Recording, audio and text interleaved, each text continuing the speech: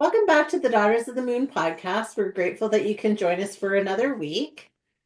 And today we're excited we have Morgan Blackman on with us. She is a holistic wealth coach, helping female professionals and entrepreneurs to ditch their overwhelm and confidently build wealth by weaving unique spiritual wellness and financial principles and strategies. Beyond coaching, she is a self-taught investor with over 7 years of experience who loves to travel the world, read books that continue to expand her mind, and spend quality time with loved ones. These moments fuel her drive for joyful, innovative, and expansive life aligned with her core values, which includes integrity, wealth, both individual and collective, and personal growth. So, welcome, Morgan. We're excited to have you on the podcast with us today. Thank you. Yes, I'm more than excited to be here as well. So, Awesome. That's Wonderful. awesome. So we read a little bit about your bio, so can you kind of tell us what brought you into that area and kind of what you're up to now? yeah, sure. Sorry, give me 1 second. My father's phone is ringing. Let me take that off.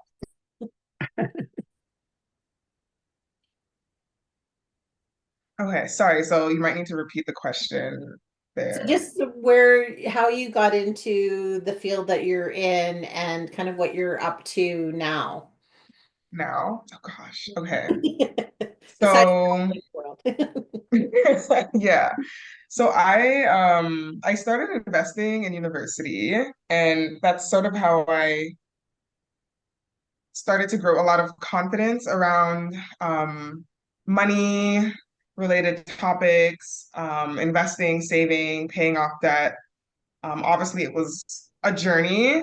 And I got to a point where after I had graduated, I started working for a not-for-profit. It was my first real big girl, adult job. And I didn't like it. And I felt like I could be doing something where I could see a direct impact that I would be making in someone's life. The type of role that I had, I was just sort of, it was an administrative role. So I was just, taking donations that eventually would go someplace in the world where it was much needed. But I really wanted to see the results right in front of me, like real impactful change in someone's life. And because of my own successes with finances and investing, I decided to eventually become a wealth coach. And I think if we kind of piggyback a bit, that's sort of the direction or the journey that I took when it came to finances and how it got me to where I am. But if we're talking about wellness and spirituality in university as well, that was sort of the timeline and time frame where I started dating. I was relatively like a very shy girl growing up. And anything to do with intimacy, all of that started in university. So I was more of like a late bloomer. And um, it was then that I ended up in this really toxic on and off situation with someone for like 3, 4 years, like the bulk of my university experience. And a few months before I started like actively investing, purchasing my first stock, things like that, I ended up severing ties with that person. But it was the things that I was doing that got me to a point where I was able to sever the ties. And so a lot of that was just immersing myself in spaces that prioritize, caring for ourselves, overall well-being. So that looked like just being mindful about the foods that I was eating. I had cut out meat and dairy. I went vegetarian, and that was a way to kind of um, improve my health in that specific regard. And then when it came to, let's say, mental health, I started mental and physical. I started going to the gym, which was something I never really did prior to that. So I signed up for the gym at school on campus, and that was how I was introduced to yoga.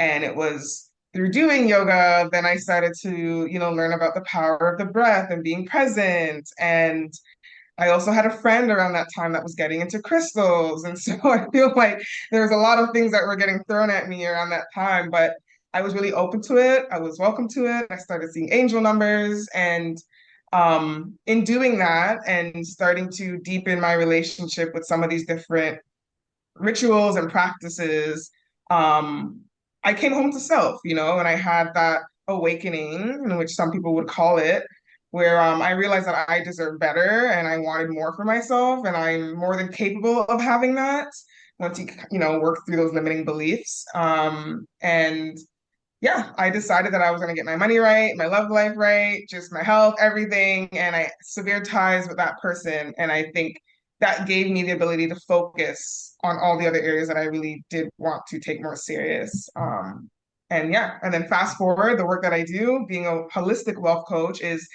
blending both of those worlds, right? Like practical financial strategies, but then also looking at how do we even get there in the first place? What are the mindsets, the energies that need to be there first, the foundation in order to um, better see the results that you want to see in the area of finances. Yeah. Yeah, You find that a lot of people that have the self-limiting beliefs and struggle with some of that stuff, do you find that financially they also that's part of the struggle as well? Like you kind of have to get your mind right to get your finances right, I guess. definitely. Yeah, definitely. Yeah, like I said, it doesn't even have to just be money. I think any area of your life that you want to see change in, like it definitely starts with you yourself, right? Where's your mindset at? What are the negative experiences that you've had that are projecting onto your current experience, right? And what you believe is achievable and what's possible. So we definitely need to start there. And I wouldn't say just mindsets, but also, this is where the holistic picture kind of comes in because who are the people in your circle? Who are you surrounded by? Because they also will have an influence on you and your mindsets as well, too, right? It's not just your own negative experiences that you've had, but majority of it is the influences that you've had since you were a child to where you are now, right? And your mindset, it's like it's something that you constantly have to check in with because so often there are going to be things that happen in our life. There's always going to be a negative experience that's just waiting to show itself. There's always going to be another delay or an obstacle or just challenges that can set us back if we don't keep a close eye to how we're thinking, about these situations. And yeah, so I definitely think mindset is really important. It starts there. All the work that I do with my clients, whatever offerings I have, especially if they're like more longer term, like a group coaching or one-on-one, like the first few weeks, we always start with mindset and energetics and getting people to be very clear on who they are so that they can be very clear on what they want and making sure that that is in alignment. Yeah, and that makes sense to me because I've read in numerous places that it's like the five closest people to you that you hang around with is pretty much Mhm. that's your tribe and that's your energy that you're Yeah, putting out there, right? So if you're hanging around with a lot of exactly. negative naysayers and people that are not in a financial mindset, so to speak, Right. or holistic, Pulls you then down. that pulls you down. Yeah. Where, if you're with a whole bunch of high vibration people, you just keep getting that higher vibration to you. Yeah. Yeah. Like even in my own childhood, um my father, he's an accountant, so he should be very good with money, but his mindset around money is the way that he goes about it ends up creating very stressful and more challenging environments than like there needs to be. Some of that is due to him maybe having a mental health illness and issue there. But for me, in seeing that, I think I grew up thinking that saving wasn't really that important. Like I've heard from other people that saving was important, but I never saw it happen in front of me. Like my parents never embodied that. It was very scattered, chaotic energy. My parents were always fighting about money. So in a way that was kind of good because it made me realize that I didn't want that for myself. And sometimes we can use those negative situations to transmute that into better understanding what we want for ourselves. But that definitely at some point had an influence on how I saw money. And I think for me, a lot of it is I tend to be very anxious avoidant, right? So I have to watch that because if I'm not feeling good, that can translate to me overspending in a specific area of my finances, or just avoiding it altogether and like not budgeting, for months on end, and just feeling like I got this, I don't need to look at it. Um, and I have like that has been my financial journey, having dug myself in a lot of debt and then having to get out of it. And then in university, when I talked about sort of like my story and how I started investing, it wouldn't have happened if one of my friends didn't really put me onto it. So she was dating this guy at the time, and it just so happened he was talking to her about investing. And so she took it upon herself to educate herself and have conversations with her bank. And when she told me that she was going through that process, that lit up something in me because that was around the time that I also wanted to get all these areas in my life together. And it was from there, like she kind of lit the spark, for me to get curious and to better kind of understand what I want my relationship with money to now look like. Just because I came from this certain experience, that doesn't mean that I have to continue it, like there's a fork in the road where you can choose which path you want to go on. And that she kind of created that fork in the road. And I always say, like, even to this day, I always thank her because I'm like, if it wasn't for you, I probably, maybe eventually I would have started investing at some point, but maybe not as early as I did. And, for me, what to be like 2020 investing at 2019, that's very young. And most people don't have the opportunity to do that or don't take it much seriously until later. So, Yeah, that's very true. So how would you say to people, like, what is something that people should be curious about their financial health, and like what are some mm, aspects that you think that people should look at when we're first starting out, especially if you're young like that and wanting to right. get healthy that way? Yeah, I mean, definitely don't just jump into investing. I think that's like the last stage of your wealth journey. So if you're someone who's really just starting, I would say, like I said, it comes sort of back to mindset. So let's get an opportunity to sit down with yourself and reflect as to what your relationship with money has been and what it currently is, and then what you want it to look like. Revisiting those stories, the people around you, your parents, how did they like what was their relationship with money looks like, and how do you feel like that still has an influence on you? What are some of the negative experiences you've had, but also what are some of the positive experiences that you've had, right? Because so often we focus on negative, but we don't look at the ways in which money has come through for us and that we are abundant. Another thing that I like to explore and look at, and it's kind of a mouthful, but the energetics of money and how money isn't just like what's in your bank account, but also how you feel about it, right? So what are your current feelings about money, and where did where does it originate from, but also what are the things that you can do to feel better about money, and also to not look at money as just this physical thing, like this cash that you have in your hands, but money can look like so many things. It can look like the friend that's offering to give you a ride to work, because your car's, broken down, or the gift that someone decided to give you, not just because it's your birthday or it's a special occasion. Maybe they just thought of you and it's something that you've really been wanting for a while. They just so happen to pop out of nowhere and to gift it to you. Like those are also, um, um, I guess, money, right? Like ideas or concepts of being abundant and being resourceful and resources being handed to you, right? Outside of just physical cash or like the money that's in your bank account. So Yeah. yeah. I think there's a big correlation between, like abundance and wealth, and we glob them in together. But Yeah. sometimes think I agree with what you're saying, in that we lose sight of how much abundance we really have, and how Yeah. that energetically does bring this more actual income and Yeah. money into our lives when we can feel that Yeah. abundance in all these different things, right? But I think so Exactly. often people are like, oh, I'm not abundant because I don't, have more than Have $50 in my bank XYZ. account, right? Exactly. Yeah.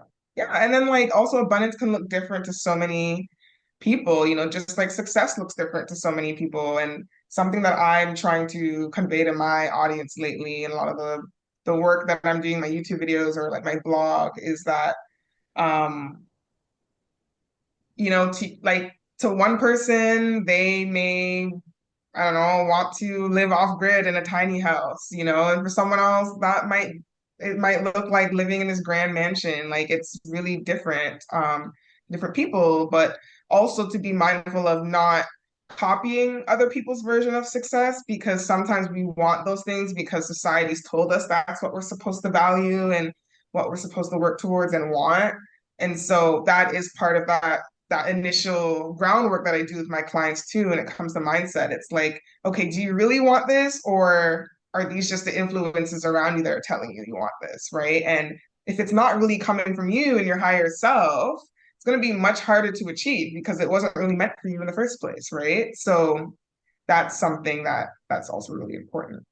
Yeah, I love that because I think we all do. You're exactly right. We all have different ideas of what success looks like Yeah. and where we want to be. And it's funny because when I was young, I used to look at these big mansions and think, oh my gosh, I would Yeah, love to have that. That'd be so beautiful. And now that I'm a little bit older, I think, well, one, I think, oh, I don't want to clean that. right. And Exactly. Too much two, work. I would rather be up in the mountains in a small little cabin where I can be out in Mm, nature. So my idea has shifted of yeah. what abundance and wealth is for me, right? And I look at wealth also as more in the kind of holistic way of how healthy can I be? Because the healthier I am, Mm, how wealthy am I then? Because I'm not paying into, All those the other the things. medical system to keep myself right. healthy. I'm, Exactly. providing this long life for myself. Right. So Yeah. Yeah. Health as well, for sure. Yeah. And that's why I love talking about money so much, because like everything eventually starts to weave in and like intersect. You can't really talk about one without the other. So often we do, but it doesn't give the full picture. And because of that, we often miss out on yeah, a lot more opportunities for alignment and to really meet our desired version of ourselves. Yeah. Yeah. Mm. absolutely. So in a more pragmatic way, though, when you're talking about wealth and money and things like that, Yes.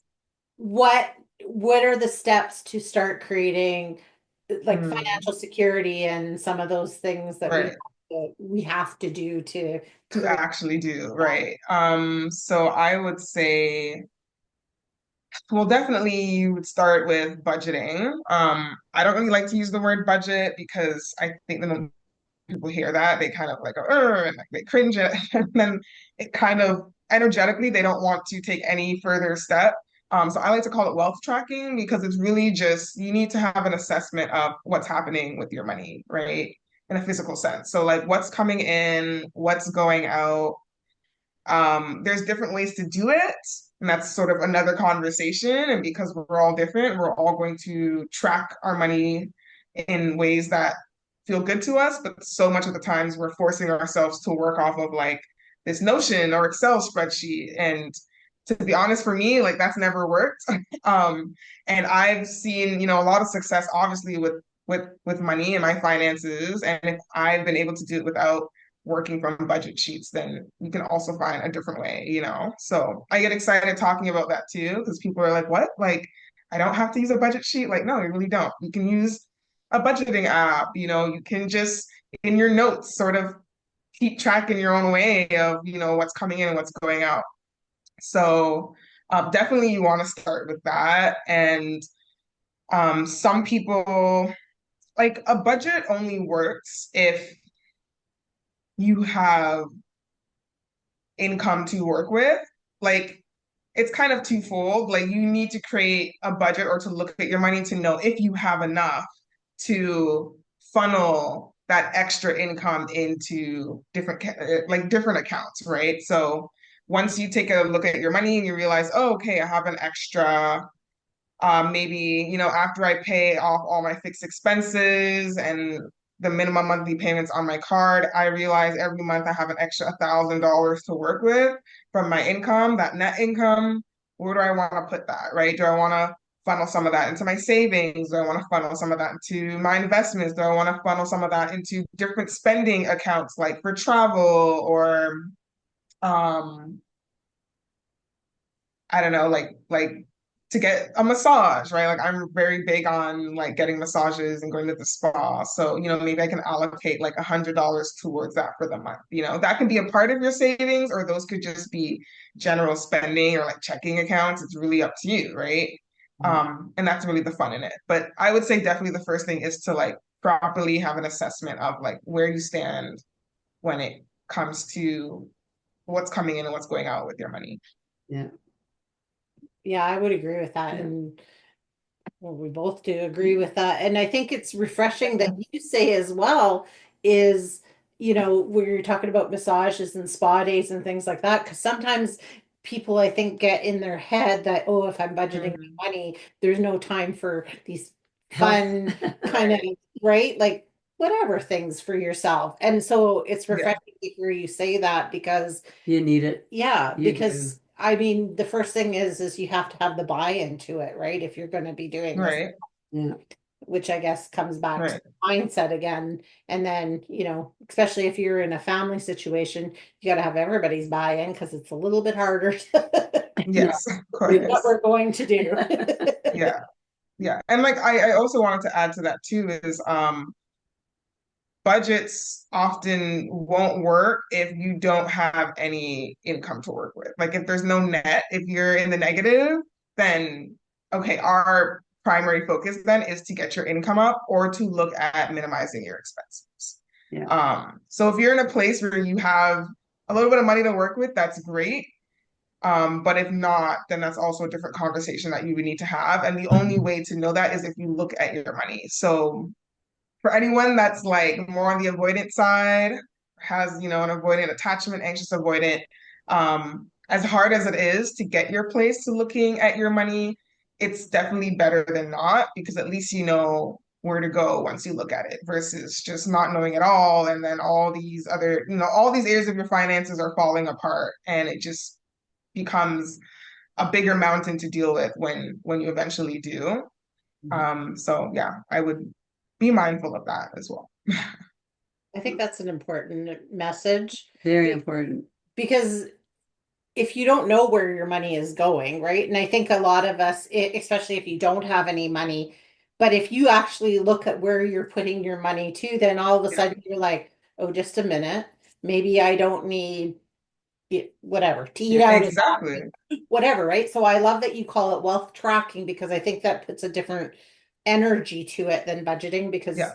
budgeting has such a, Yeah. it's so harsh. It is. Limiting. Yeah, it sounds kind of limiting, like a budget, like I have to restrict myself. And it's like, no, this should be a very expansive ritual or practice. And I would say to people who maybe have some hesitation looking at their money is to, this is where the spiritual aspect sort of comes in, but create a space and an environment that makes you feel comfortable. Yes, practically like set a date and a time in your calendar because so often you can just say, oh, I'll do it tomorrow or next week, and then you never get to it. But if you actually set a little money date with yourself and then also treat it like any other date, maybe you don't have to like dress up and put makeup on, but maybe spritz some perfume, light a candle, whatever it is, and then look at the spreadsheet or the budgeting app or your bank statements. Just like really set the mood, eat something really nice, cook yourself a nice meal before you do it, like whatever makes you feel comfortable. And to know that, yeah, you're just better off looking at it than not. And at least you'll know how to move forward once you do. I always said that to the kids as they're growing, or especially Kim. You get up in the morning, put a face or something on anyway, because it makes you want to do Right, things. If you have your bedhead still happening, house coat on at 1 o'clock in the afternoon, but you're not going to do shit, right? You really are. Nor is your wallet going to grow or anything like that. It's going to just go downhill. I like the idea that you're teaching this because it's going to teach young people how to do something for their future, right? right. And to look at it for them so that they can be healthy and wealthy and started at a young age as well, Young age, yeah. to promote where they want to be later. So I like what you're Yeah. doing and what you're teaching. Thank you. Yeah. Yeah, Yeah. Yeah. it's amazing. And then, to interweave the spiritualness, because I agree with you there, Yeah. the spiritual just kind of Yeah. starts melding in with that is Yeah. beautiful, right? Because it just encompasses it in a whole different way. Totally. Yeah. Yeah, it definitely does. I mean, for me too, I think what's helped me deepen my relationship with money and just self is incorporating, certain spiritual tools. I guess we can kind of get into that.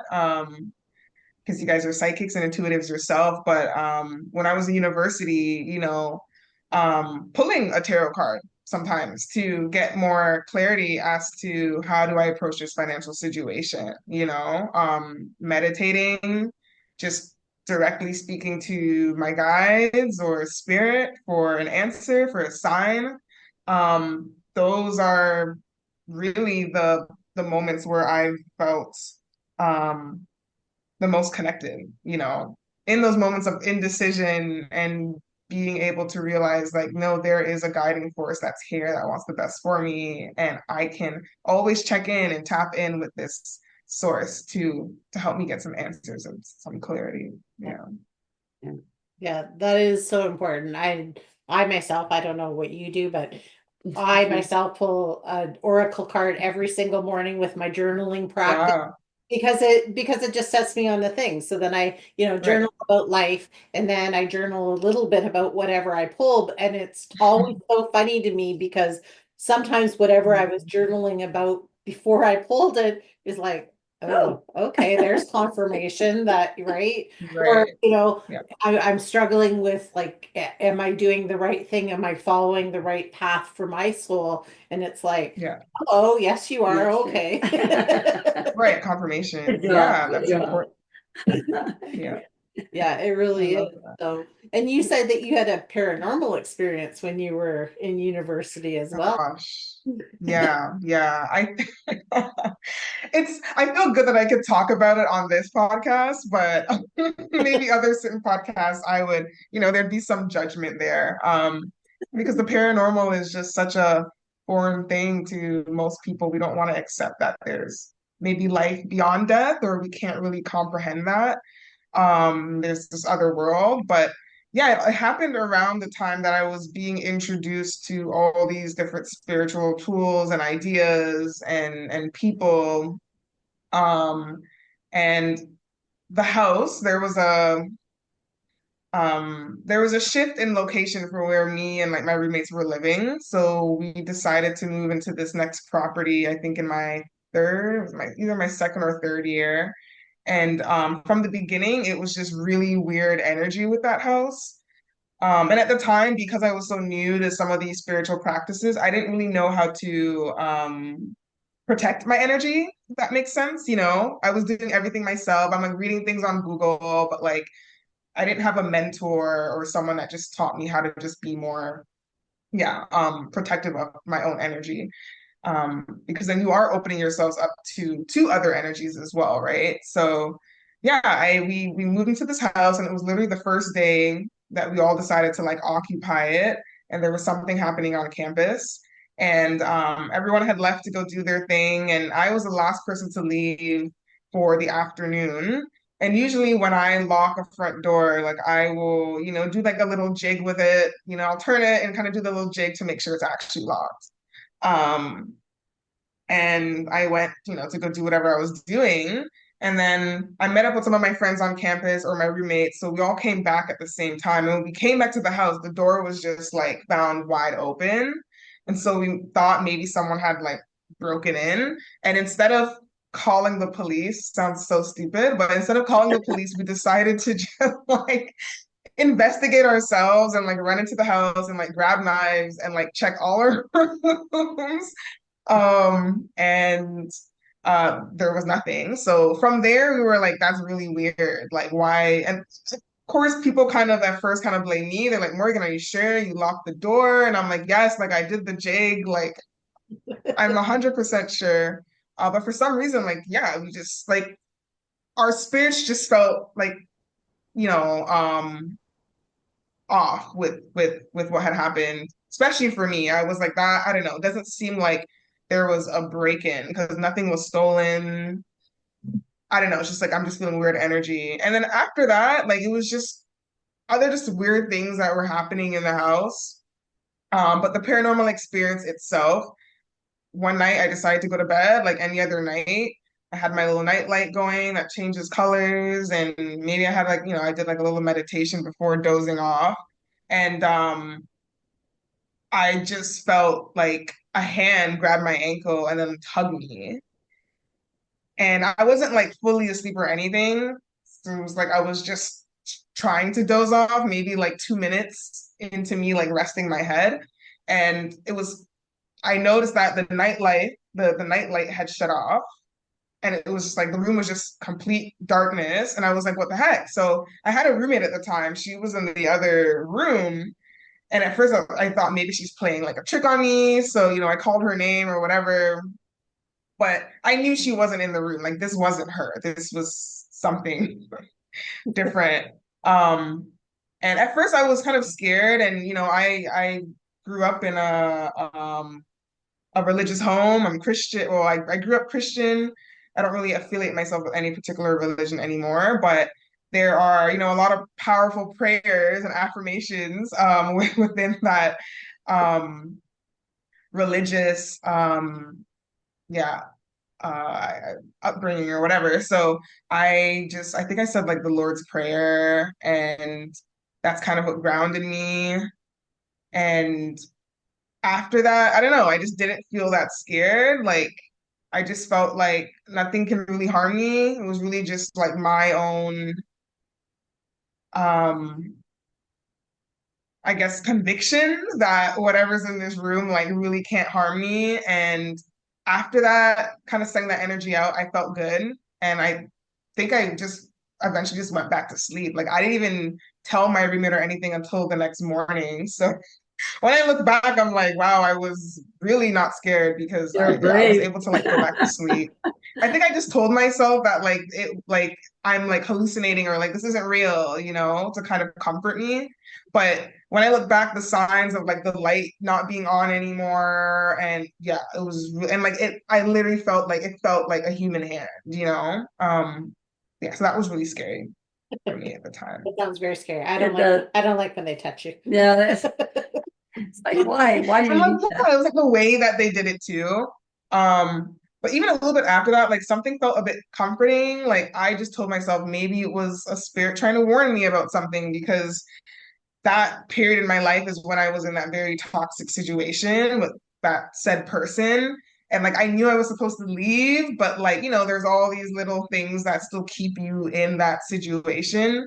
And health wise, like it was negatively impacting me too. And I think maybe it was like it felt my energy, it felt this whatever distress that I was going through, and it was like, hey, like what's going on? Like let's alert her that there's like a bigger picture here. And it reaffirmed for me that there is another world, right? Like having that experience, I am like, whoa, like yes, like the paranormal does exist. Like there are energies outside of what we're able to comprehend. Like it's there. So that actually helped me to deepen my relationship with spirit as well too in a weird way. Good. That's good. Yeah, Yeah. that is good. So do you think that experiences like that and like get with the crystals and things like that, do you think that helped open you up even more as you started your journey into the being a wealth coach and being a holistic wellness person Oh because yeah. you're a little more open to that kind of stuff? Yeah, definitely. Like I said, I've used these tools as a way to ground, when I'm going to make I more so now than before, I really lean on these tools when like I really need it. I try my best to go off of my own intuition and, listening to my body and those subtle signs versus just reaching for a tarot card for everything. Um, but they still come in handy when there's moments where it's like, I don't know if I'm getting a clear message and like I still, need that extra confirmation, like you said, or validation that I am on the right path.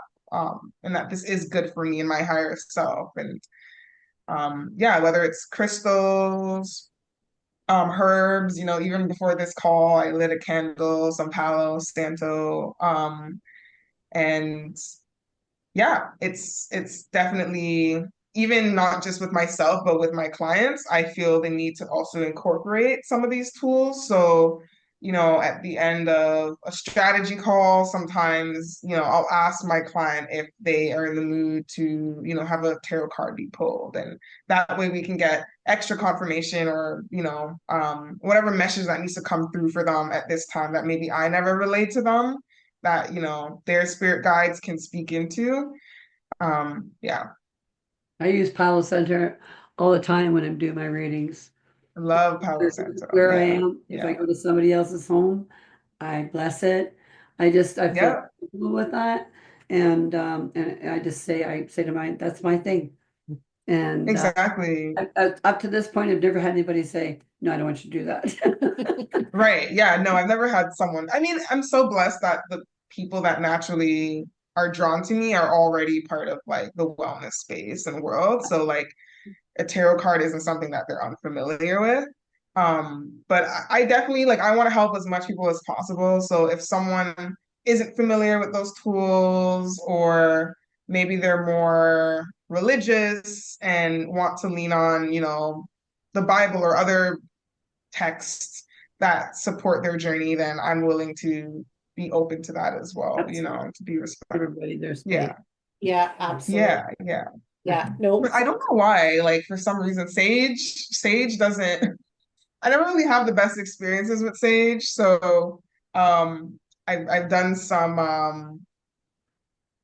There's this lady that I follow, Juju Bay, and she does a lot of like African ancestral healing and spiritual work. And so she says like it's really good to use herbs that like your ancestors would have been familiar with.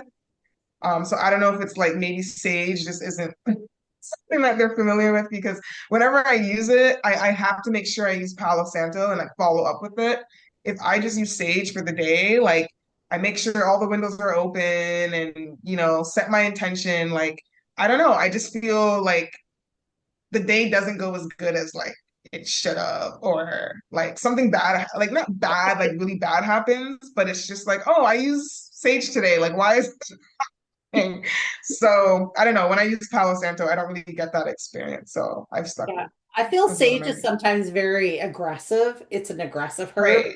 right? And I know for me, the one time I lit it in the room, I was like doing some practice and I lit the thing and then it just burns out and I just left it. Then all of a sudden I'm like, oh, Right. like super smoky in the house. And I Mhm. come back in. Well, it had burnt right down the whole thing. And I was Oh like, wow. wow, That's okay. intense. Yeah. Note to self.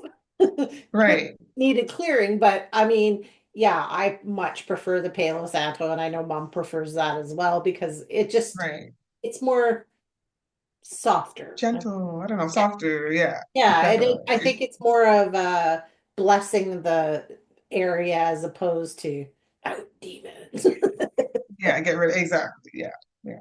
Yeah. So, and I love that you pull all of that into your practice because it just Mhm. makes you so diverse with what you're doing with it. And Yeah. then, I like that as well that you're, you know, pulling that to say, like, let's see, let's pull a tarot card and Yeah. see, are you on the right path and just interweaving that. So I think that's phenomenal. Yeah.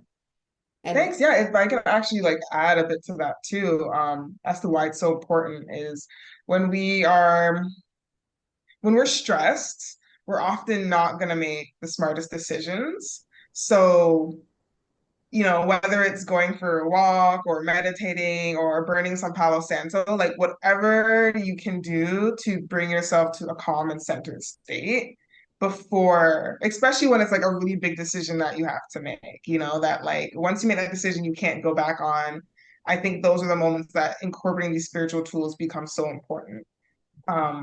So yeah, definitely. I mean, sometimes you do have to make a decision and you don't have the opportunity to just like in the moment do 5 minutes of like breath work, but um it's better to, even in those situations, to say, you know what, maybe this is not the time and place, and let me get myself to a place where I feel grounded and centered and can therefore make a better decision. So, Absolutely. And I think it's important for people to know as they're listening to this too, is, you know, pulling on whatever it is for you that brings you that guide, yeah, you know, whether that's going for a walk or sitting down and giving prayer, sitting in exactly. meditation, doing the breath work. I mean, there's so many different avenues for people to So many. go in. And, you know, Yeah, you have to work with what works for you, right? Because right. like you said, we all have different visions and different Hmm. thoughts about it. So our way of dealing with it is different as well, right? So, Right. Yeah. And then I mean, I'd also say there's also different spiritual, outside of spiritual tools, but there's different spiritual schools of thought. And we could weave in, if you're open-minded, to subjects such as astrology or human design, and weaving those tools in as well to get a better idea of who you are and like what your, I don't want to say what your path should look like, but the path that is going to best serve you, overall in the long run. And I know for me, like I got into astrology in university as well. And it was a way for me not to predict things that were going to happen, but it was more so for me to understand, my personality, my strengths, my weaknesses, and using that as medicine, where I maybe where some of my flaws are, how can I work on those to turn them into superpowers, and become strengths. And then how can I lean into the strengths that I naturally already have, that I'm gifted with, to get me, take me that extra mile. So I would say if that is something that you're open to, different schools of thought, spiritual schools of thought, like astrology, like human design, I would definitely explore those um, different those avenues. Yeah. tools as well. Yeah. Yeah. I agree with you. And it was funny. We were at a retreat and this girl was talking about human design, which was very, very interesting. And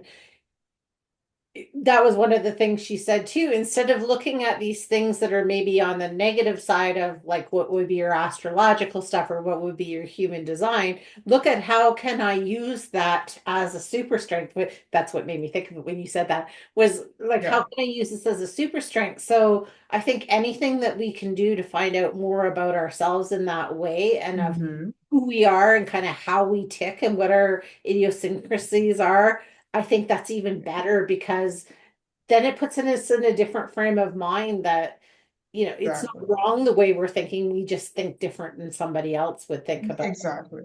And then we need to, Yeah. well, okay, I sometimes need to remind myself about that, right? But at the time Exactly. that Yeah. you're like, okay, they're not you. They No. got their own way, right? So then I think that helps us Exactly. appreciate others as well with it. So I love that you said that. So, Yeah. Yeah, like, exactly. Yeah, we're all in this world to fulfill our own rules, and we all can't be doing the same exact thing, and we all naturally can't be gifted at the same exact thing.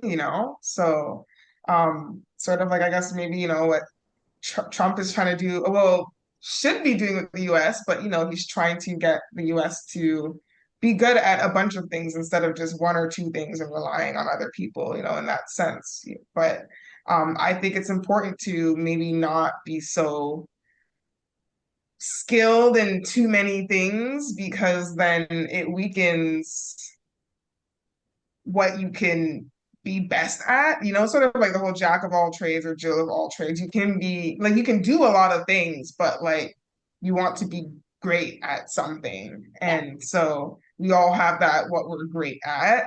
And instead of one person feeling like they have to be all and everything, we have everyone that plays their role and plays their part so that we can be stronger together and not have to feel like the burden is on us to be all these things. So we all have our flaws, we all have our weaknesses, but if anything, for me, it's more of a motivation to know, like, okay, I'm a Capricorn sun, Gemini rising, and so I'm very much like in my head. I'm a lot more of like a logical person, and it's much harder for me to tap into my emotions, but like that's where the work is. And when I do the work to lean on my emotions and sometimes to follow my heart instead of my head, sometimes that's where I find the best outcomes, reveal themselves. So, it's also an opportunity, like I said, to transmute your weaknesses into strengths as well.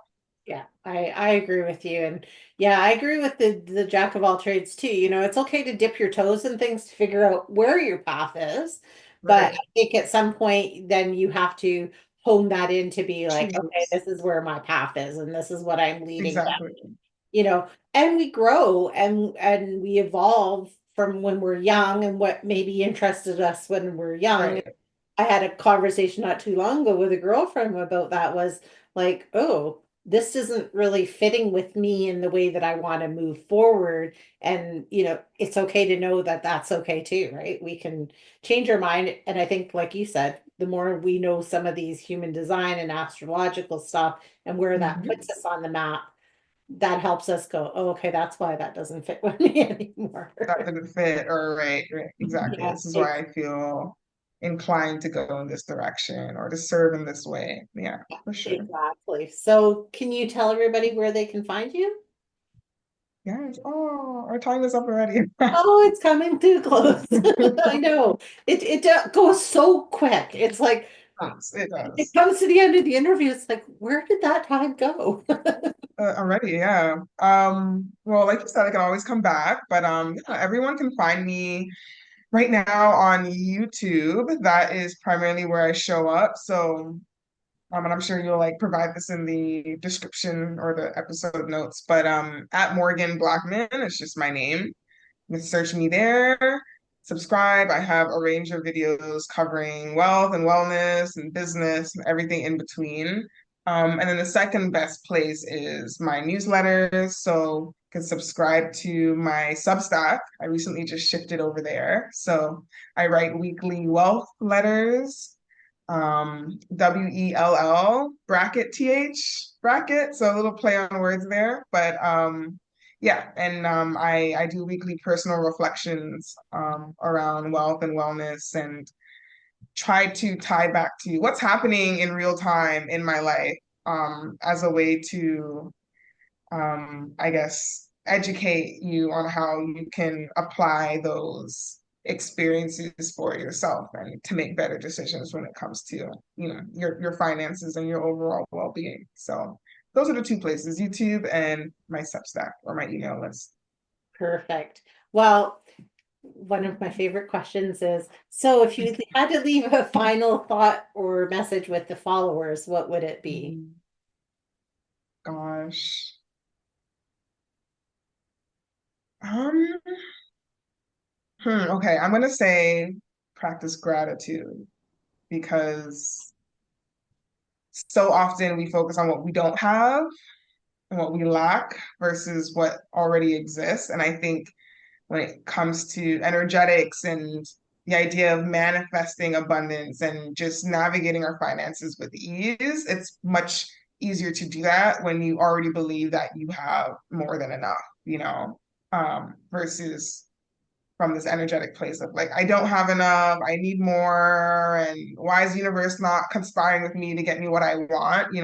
Looking at, wait, what are the ways in which the universe is already blessing me? And if we can look outside of just the physical idea and concept of money and look beyond the numbers in your bank account and look at how the people around you are showing up for you, the time that people are investing in you, the time that you have to do the things that you love to do that are filling you up with joy, the hobbies, the experiences.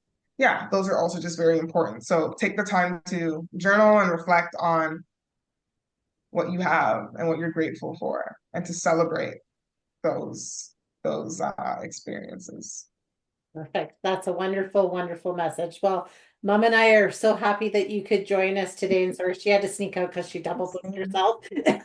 Oh, But no we worries. really appreciate you being with us. And yeah, we would love to have you Same. back on because I just think you got such a wonderful energy about you. And I think we could dig into some more of these different topics and find out more. So thank you so much for being with us today. Of And course. yes, and everybody else, we will see you the next time.